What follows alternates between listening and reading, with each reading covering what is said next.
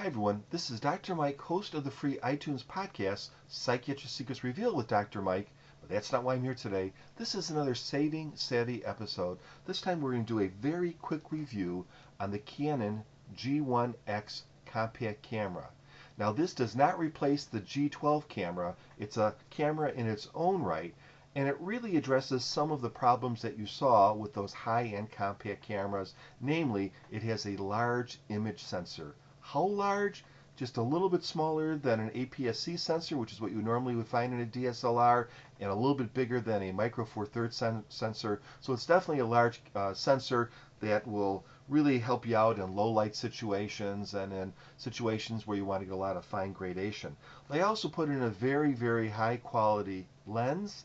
This lens is equivalent to a SLR lens that you'd buy for your Canon DSLR. So it's a very high quality lens with good image stabilization, and it also has a very high quality image processor, which basically means you're going to get really excellent pictures. And I'm not going to have some pictures at the end of this particular review because I wanted to get this up and on the net, but there's plenty of pictures out there, and you can see that they really are DSLR or SLR quality pictures. Camera is just loaded with features, but the question is it worth the, I think, really high $800 price tag? So let's take a look around and see what we can see. You have a pop-up flash, which is okay, but you also have a fully functional hot shoe, so you really have that ability to plug in your various flashes there. You also have this dual ring here. Top is just your function mode with automatic and programmed and the usual kind of manual modes that you would want. There's also a couple custom modes here too, and of course a movie mode. This camera does shoot in full HD, but only at 24 frames per second, but still full HD is pretty cool. And one of my favorite features in cameras nowadays, it has an exposure control that's directly on the camera. Really great when you're working with backlit situations. On-off switch, the zoom switch here, and of course the shutter button right there. You also have a control up front to control various functions, as well as a wheel function back here. So you have like dual controls, which makes selection of various functions very quick and easy.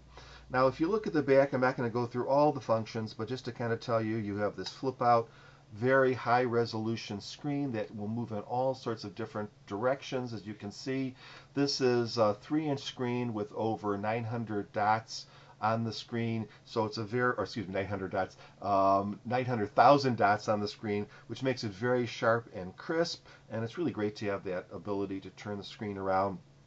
It does have an optical viewfinder, which is pretty poor. It's sort of similar to the ones in the G series.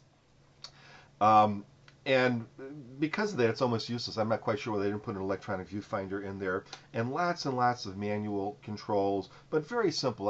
I do find that the Canon controls tend to be a little bit more direct and easier to find than some Nikon cameras. And so, of course, this is going to function like a compact camera with all those automatic modes, and you can do some in-camera editing, and you have various little fun types of filters and things that you can use. But it also has some high-end features too. This will do bracketing, and of course will take raw pictures.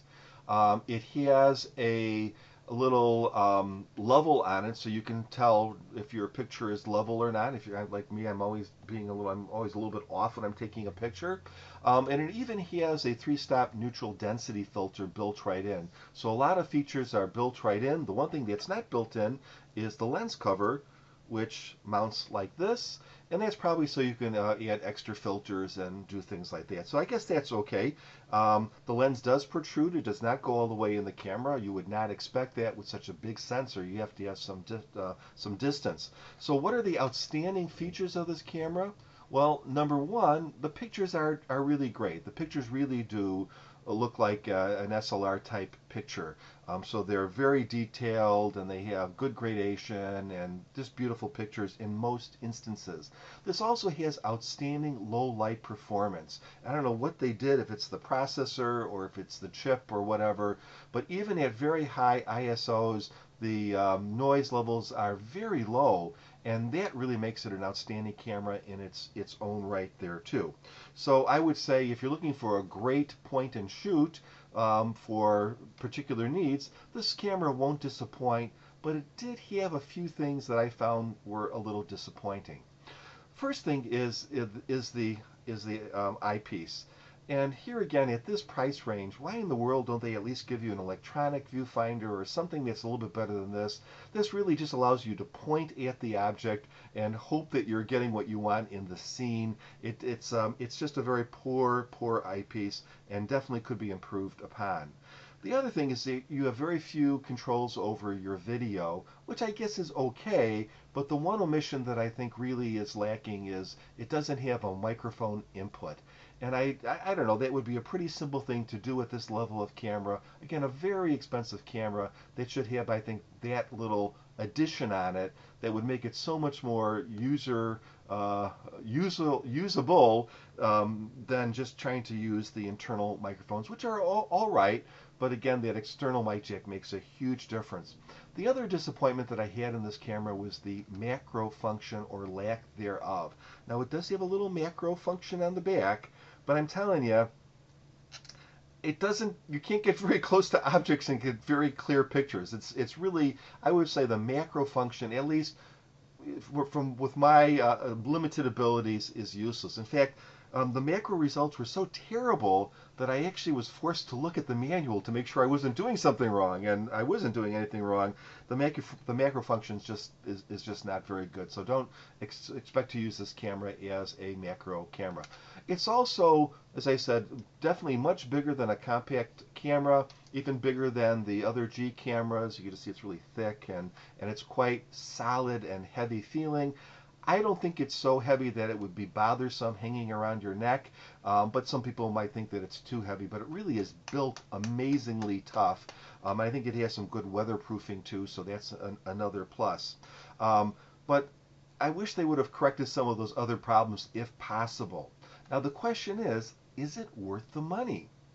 And that is a very tough question, and I think that's because this camera was really designed for a very particular group or consumer, and that's the professional photographer or the enthusiast who already has a really good SLR camera that they use, and they just need this backup camera or a camera to take on a hike or a camera when the big camera is too noticeable, maybe street scenes or something, and they need very high quality pictures, but in a more lighter, less obvious sort of form factor.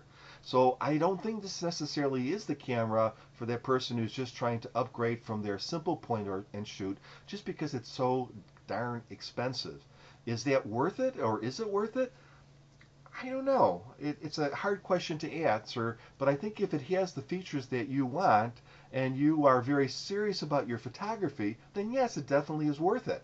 If you're just a person who's getting into photography, I think your needs would be better met with either an entry-level DSLR, or even at this price, a mid-level DSLR. But let's face it, you could get an entry-level DSLR, maybe buy a refurb, and even get some additional lenses for the cost of this. You could buy a micro four thirds camera or maybe a refurb, they're very inexpensive now, and get a couple of lenses for the cost of this, and you're going to have really excellent pictures and a lot more flexibility and a lot more kind of future in your camera than this. So this particular camera, it's a wonderful camera. It's an expensive camera.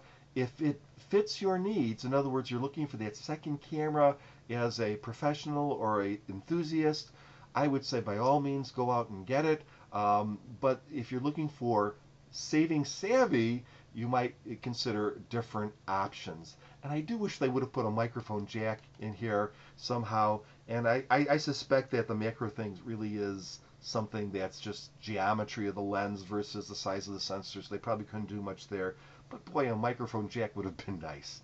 Anyways, that's my review of the G1X, and have a great day, and please give my podcast a listen. It's called Psychiatric Secrets Revealed with Dr. Mike.